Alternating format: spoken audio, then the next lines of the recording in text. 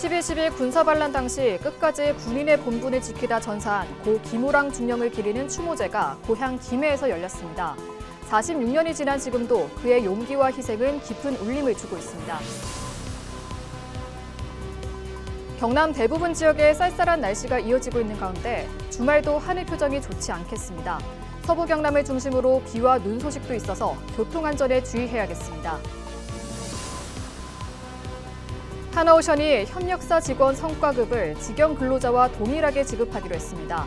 원하청 차별 없는 성과 공유로 숙련 근로자 이탈을 막기 위함이라고 하나오션은 설명했습니다.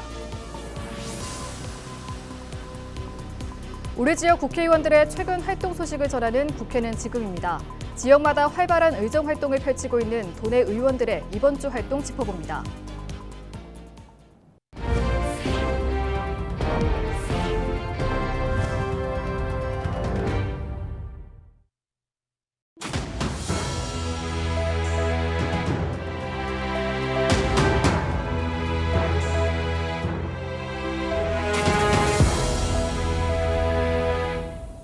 시청자 여러분 안녕하십니까? 헬로티비 뉴스입니다. 12.12 군사반란 당시 끝까지 군인의 본분을 지키다 전사한 고 김호랑 중령을 기리는 추모제가 고향 김해에서 열렸습니다. 영화 서울의 봄에서 정혜인 배우가 연기한 오진호 소령의 실제 인물이기도 한 김중령. 46년이 지난 지금도 그의 용기와 희생은 깊은 울림을 주고 있습니다. 추모제 분위기를 표영민 기자가 전해드립니다. 김해의 한 초등학교 옆에 서 있는 작은 흉상. 주인공은 고 김호랑 중령입니다. 12.12 군사반란 당시 특전사령관 비서실장이던 그는 반란군이 사령관을 체포하려 들이닥치자 홀로 맞서 싸우다 숨졌습니다. 김해 시민들은 지난 2014년 성금을 모아 모교 옆인 이곳에 김호랑 중령의 흉상을 세웠습니다. 김중령의 46주기를 맞아 이곳에서는 추모제가 열렸습니다. 학창시절을 함께한 친구들과 유족, 주민들의 발길이 이어졌습니다. 친구들은 그를 군인으로서 신념을 지킨 참 군인으로 기억합니다. 생각도 깊고 행동도 깊고 내가 우리 고등학교 다닐 적에 우리 대학 다닐 때는 고등학교는 육사 들어가면 길로 가다 보면 사람이 없어. 직각을 건넜고 옆으로 지나가고 이럴 정도로 이 모범적이고 딱 원리 원칙을 좋아하고. 김중령은 1990년 중령으로 추서됐고 2022년에는 그의 죽음이 순직에서 전사로 바로잡혔습니다. 주민들은 영화 서울의 봄으로 재조명 받기 전부터 해마다 추모제를 이어오며 김중령의 희생을 세상에 알리고 있습니다. 아무도 찾지 않더라고요. 그래서 저희들이 참 어려울 때 시작해갖고 이제는 이제 정치인들도 관심을 가져주시고 또 각 주민들도 다 관심을 가져주셔서 감사하다는 말씀을 드리면서 하지만 명예회복은 더디기만 합니다. 12년 전 여야가 추모비 건립의 뜻을 모았지만 아직 결실을 맺지 못했습니다. 하지만 육군 사관학교 등에 흉상을 추가 설치하고 정식 추모비 건립을 요구하는 움직임은 계속되고 있습니다.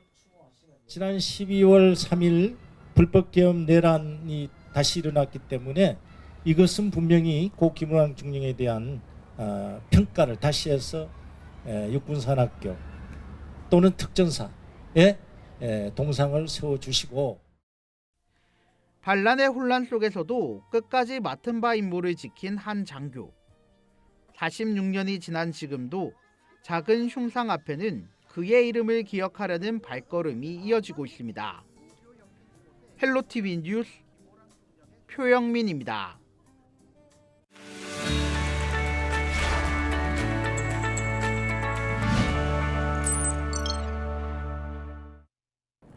경남 지역 국회의원들의 한 주간 활동 소식을 짚어보는 국회는 지금입니다. 먼저 정점식 국회의원입니다. 정 의원이 12일 청소년 복지 지원법 일부 개정 법률안을 대표 발의했습니다. 학대와 폭력, 부모 이혼 등의 사유로 집을 떠난 청소년에 대한 보호와 자립 지원을 대폭 강화하는 내용인데요. 개정안에는 심리상담과 의료, 심리치료, 학업 지원의 근거가 담겼고 국가와 지자체의 홍보 의무를 강화하는 내용도 포함됐습니다. 특히 자립 지원 대상을 시설 입소 여부와 무관하게 확대할 수 있도록 했습니다. 정 의원은 이번 개정안은 위기 청소년을 발견 단계부터 회복 자립까지 책임 있게 지원하는 제도적 기반을 마련했다는 데 큰 의미가 있다고 취지를 전했습니다. 다음은 허성무 국회의원입니다. 허 의원은 2026년도 국회 예산심사 과정에서 경남의 주요 산업인 원전 예산과 관련해 모두 5,313억 원이 반영되도록 노력했다고 밝혔습니다. 그 결과 감액 없이 최종 확정됐는데요. 지난해에 이어 올해도 원전 산업과 연구개발, 수출 예산의 연속성이 유지된 겁니다. 이번 예산과 관련해 허 의원은 수출과 안전, 장기 관리, 미래 기술이 예산안에서 유기적으로 작동하도록 점검했다고 전하면서 앞으로도 원전 예산과 정책이 현장에 제대로 연결되는지 계속 살피겠다고 밝혔습니다. 이번에는 신성범 국회의원 소식입니다. LG 헬로비전은 지역 곳곳을 찾아 소외된 이웃을 돕기 위해 생필품이 담긴 마음 나눔 꾸러미를 전달하고 있는데요. 따뜻한 나눔, 지난 주말 거창에서 이어졌습니다. 이 자리에는 신성범 국회의원도 자리해 직접 꾸러미를 전하며 주민들과 이야기를 나눴습니다. 신 의원은 이번 나눔이 일회성에 그치지 않도록 노력하겠다고 전했습니다. 네, 요즘 갈수록 세상이 팍팍해지고 어렵습니다. 전부 다 각자 도생의 시대라고 합니다만 그래도 서로를 돕는 마음이 우리 공동체를 지탱하는 힘입니다. 어려울수록 도웁시다. 연말 잘 보내시기 바랍니다. 고맙습니다. 이어서 김정호 국회의원입니다. 김정호 의원은 지난 10일 김해시청을 찾아 지난 2005년부터 김해시 진례면에 추진 중인 김해 복합 스포츠 레저 시설 조성 사업과 관련한 의견을 냈습니다. 민간 출자자인 군인공제회가 독점하는 의결권을 공공출자 지분율에 따라 정상화해야 한다는 입장인데요. 로긴 김해 레스포타운은 지난 2009년 국토교통부 지침에 민간투자법인에서 공공법인으로 바뀌었습니다. 사업도 공영개발로 전환되면서 지분율도 변경됐는데 지분율 46.5%에 불과한 군인공제회가 로긴의 이사회 구성 의결권을 사실상 독점하고 있다고 비판했습니다. 마지막으로 박상웅 국회의원입니다. 박상웅 의원이 지방자치 분권 및 지역 균형 발전에 관한 특별법 일부 개정안을 대표 발의했습니다. 개정안에는 지역에 있던 기업이 기회발전특구로 사업장을 옮기면 지원에서 제외되는 일이 없도록 한다는 제도적 미비점을 보완하는 내용이 담겼습니다. 현행법상 기회발전특구에서 창업하거나 기업을 신설하면 다른 지역에서 이전하는 기업에만 소득세와 법인세 등이 감면됐습니다. 박 의원은 같은 지역에서 성장해온 기업들이 동등하게 지원받을 수 있도록 제도를 보완해야 한다고 강조했습니다. 지금까지 국회는 지금이었습니다. 경남 대부분 지역에 쌀쌀한 날씨가 이어지고 있는 가운데 주말도 하늘 표정이 좋지 않겠습니다. 기상청은 주말인 13일 토요일 오후부터 밤사이 부산과 울산, 경상남도에 가끔 비가 내리겠고 서부 경남을 중심으로는 14일 일요일 아침까지 비 또는 눈이 내리겠다고 내다봤습니다. 토요일 예상 강수량은 5mm, 적설량은 1cm 안팎이며 일요일에도 강수량과 적설량 모두 1mm와 1cm를 기록할 전망입니다. 특히 비 또는 눈이 내리는 지역에서는 가시거리가 짧겠고 지면 온도가 낮은 지역에서는 비 또는 눈이 얼어 빙판길과 도로 살얼음이 나타나는 곳이 많을 것으로 보여 교통안전에 각별한 주의가 필요합니다. 한화오션이 협력사 직원 성과급을 직영 근로자와 동일하게 지급하기로 했습니다. 그동안 협력사 직원은 직영 근로자의 절반 수준만 받았는데 지난해 기준 직영은 기본급의 150%를 받았고 협력사는 75% 수준이었습니다. 이번 조치로 협력사 직원 15,000여 명도 같은 비율의 성과급을 받게 됩니다. 한화오션은 원하청 차별 없는 성과 공유를 통해 숙련 근로자 이탈 방지와 생산성 향상을 기대하고 있습니다.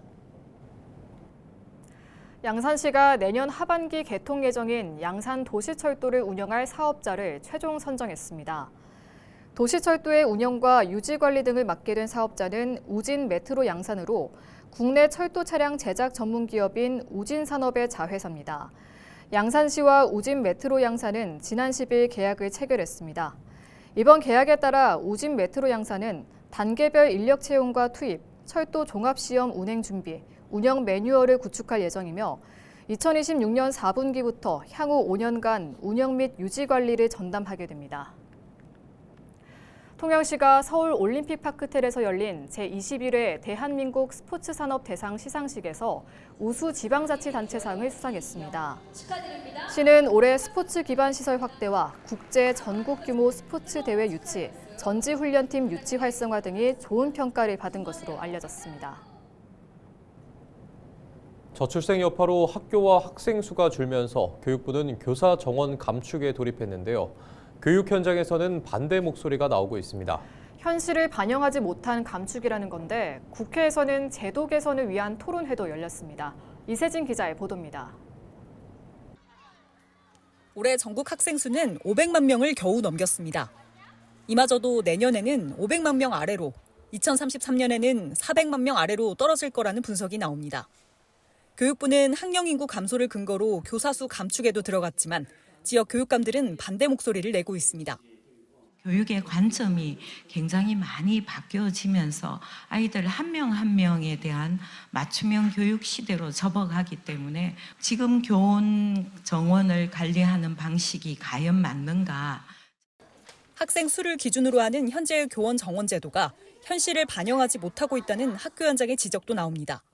소멸 위기에 처한 농촌의 작은 학교는 물론이고 소규모 학교가 교육과정을 정상적으로 운영하기 위한 최소 교원조차 확보하기 어려운 구조로 학생 수가 적더라도 교과 운영, 생활교육, 돌봄, 안전교육 등 기본교육은 반드시 필요하기 때문에 교원 정원 감축이 앞으로 더 심화될수록 그 부담은 고스란히 교사에게.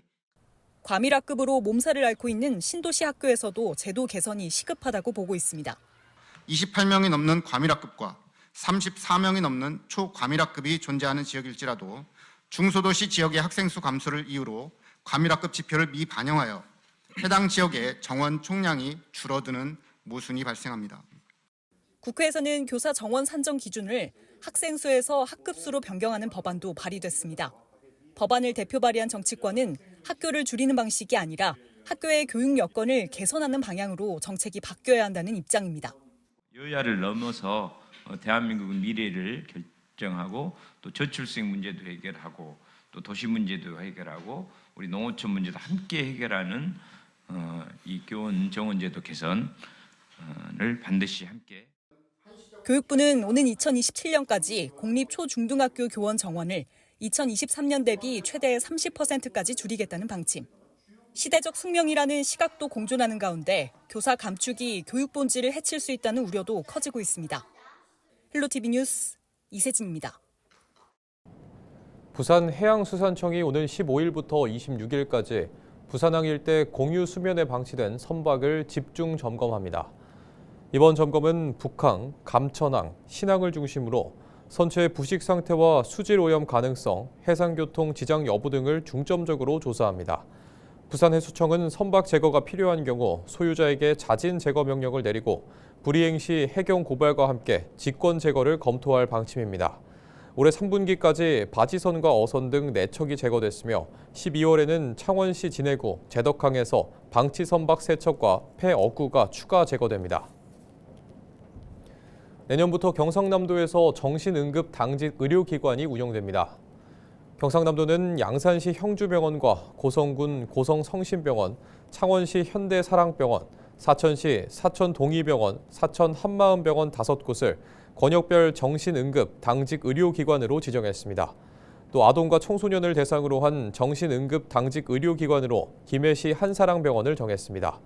해당 병원은 내년부터 당직 의사와 보호실을 확보해 평일 야간과 주말, 공휴일에도 다른 사람에게 해를 끼치려 하거나 목숨을 끊으려 하는 정신응급 환자에게 치료 서비스를 제공할 예정입니다. 통영 케이블카가 오는 12월 31일 해넘이 그리고 2026년 1월 1일 해돋이 특별 운행을 실시합니다. 해넘이 운행은 31일 오후 6시까지 상부 탑승이 가능하며 해돋이 운행은 새해 첫날 오전 6시부터 첫 탑승이 이뤄집니다. 탑승은 사전 예약 없이 선착순으로 진행됩니다. 당일 운행 여부는 통영관광개발공사 홈페이지와 고객센터에서 확인할 수 있습니다. 이상으로 뉴스를 마칩니다. 시청해주신 여러분 고맙습니다.